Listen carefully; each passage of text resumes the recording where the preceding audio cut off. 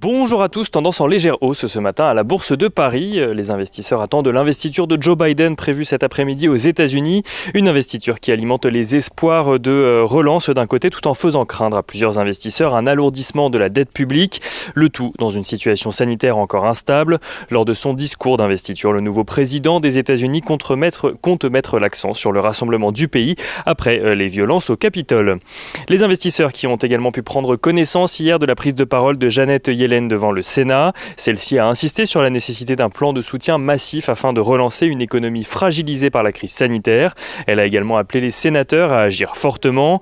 Et comme prévu, Janet Yellen a également mis en avant que les bénéfices d'une telle mesure sur le long terme seraient largement supérieurs à son coût, tout en renvoyant la question de la dette à plus tard. Du côté des entreprises à présent à la Bourse de Paris, Virbac annonce un chiffre d'affaires de 934 millions d'euros sur l'ensemble de son exercice 2020.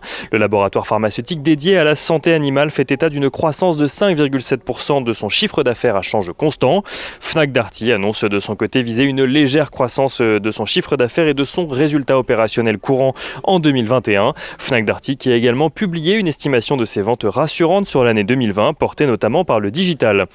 Et on notera également que Netflix aux États-Unis publie des résultats en forte hausse pour le dernier trimestre de 2020. La plateforme totalisait au 31 décembre plus de 200 millions d'abonnés payants. Netflix qui affiche également un chiffre d'affaires de 25 milliards de dollars avec une croissance de 24% sur un an. Et on regarde rapidement ce qui se passe du côté des matières premières. Tout d'abord le pétrole qui s'apprécie ce matin au-dessus des 56 $, l'once d'or au-dessus des 1850 $, tandis que sur le marché des changes, l'euro-dollar se rapproche des 1,2150 $ pour 1 euro. Et on regarde rapidement également le taux à 10 ans aux États-Unis qui ce matin est au niveau de 1,09%.